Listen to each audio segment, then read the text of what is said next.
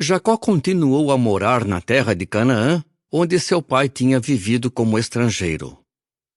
Esta é a história de Jacó. Quando o jovem José tinha 17 anos de idade, ele estava cuidando das ovelhas com os filhos de Bila e os filhos de Zilpa, esposas de seu pai. E José levou um relato mau sobre eles a seu pai. Ora, Israel amava mais a José do que a todos os seus outros filhos, porque era o filho da sua velhice, e mandou fazer para ele uma túnica especial. Quando seus irmãos viram que seu pai o amava mais do que a todos os seus irmãos, começaram a odiá-lo e não conseguiam falar pacificamente com ele. Mais tarde, José teve um sonho e o contou a seus irmãos, e isso foi mais um motivo para o odiarem. Ele lhes disse: Por favor, escutem o sonho que tive. Estávamos amarrando feixes no meio do campo quando o meu feixe se levantou e ficou em pé, e os seus feixes o rodearam e se curvaram diante do meu feixe. Seus irmãos lhe disseram: Você realmente se fará rei sobre nós e nos dominará? Assim, eles o odiaram ainda mais por causa dos seus sonhos e do que ele disse. Depois disso, José teve mais um sonho e o relatou a seus irmãos. Tive outro sonho. Desta vez, o sol, a lua e 11 estrelas se curvavam diante de mim. Então ele o contou a seu pai, bem como a seus irmãos, e seu pai o repreendeu, dizendo: O que significa esse sonho que você teve? Será que eu e também sua mãe e seus irmãos realmente viremos e nos curvaremos por terra diante de você? E seus irmãos ficaram com ciúme dele, mas seu pai guardou na mente a declaração. Seus irmãos foram então levar as ovelhas de seu pai para pastar perto de Siquém. Depois, Israel disse a José: Não estão seus irmãos cuidando dos rebanhos perto de Siquém? Venha, vou enviá-lo a eles. Ele lhe disse: Estou pronto. Disse-lhe então: Por favor, vá ver se os seus irmãos estão bem. Veja como está o rebanho e traga-me notícias. Com isso, o enviou do vale de Hebrom, e ele seguiu para Siquém.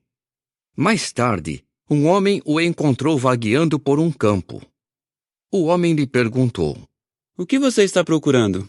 Ele respondeu: Estou procurando meus irmãos. Diga-me, por favor, onde eles estão cuidando dos rebanhos. O homem respondeu: Eles partiram daqui, pois eu os ouvi dizer: Vamos a Dotã. De modo que José foi atrás de seus irmãos e os encontrou em Dotã. Eles o viram de certa distância e, antes que ele se aproximasse, começaram a conspirar contra ele para matá-lo. Disseram então uns aos outros: Vejam, lá vem aquele sonhador. Agora é o momento.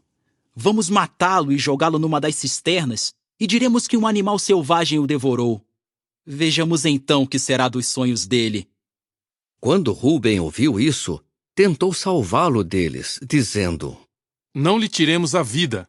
Rúben lhes disse: Não derramem sangue. Joguem-no nesta cisterna, aqui no deserto, mas não o machuquem. Seu objetivo era salvá-lo deles, a fim de devolvê-lo a seu pai. Então, assim que José chegou, seus irmãos o despiram da sua túnica, a túnica especial que ele usava, e eles o pegaram e jogaram na cisterna. Naquela época, a cisterna estava vazia, não havia água nela. Sentaram-se então para comer. Quando levantaram os olhos, viram uma caravana de ismaelitas vindo de Gileade. Os camelos deles carregavam resina de ládano, bálsamo e casca resinosa de árvore, e eles estavam descendo ao Egito. Judá disse então aos seus irmãos: Que lucro haveria se matássemos nosso irmão e encobríssemos seu sangue? Vamos vendê-lo aos ismaelitas, mas não lhe façamos mal. Afinal de contas, ele é nosso irmão, nossa carne. Assim, eles escutaram seu irmão. E quando os mercadores midianitas estavam passando, os irmãos de José o puxaram para fora da cisterna e o venderam aos ismaelitas por 20 peças de prata. Esses homens levaram José ao Egito. Mais tarde, quando Rúben voltou à cisterna e viu que José não estava na cisterna, ele rasgou as suas roupas. Quando ele voltou aos seus irmãos, exclamou: O menino desapareceu. E eu? O que é que eu vou fazer? Então eles pegaram a túnica de José, mataram um bode e mergulharam a túnica no sangue. Depois mandaram a seu pai a túnica especial com este recado: Encontramos isto.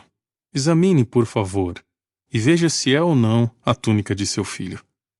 Ele a examinou e exclamou: É a túnica de meu filho. Um animal selvagem deve tê-lo devorado. José certamente foi dilacerado. Então Jacó rasgou as suas roupas e pôs um pano de saco em volta da cintura e guardou luto muitos dias pelo seu filho.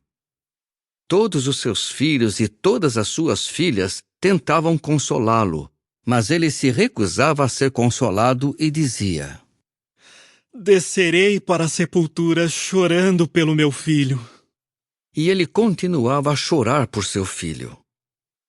Nesse meio tempo, os midianitas venderam José no Egito a Potifar, oficial da corte de Faraó e chefe da guarda.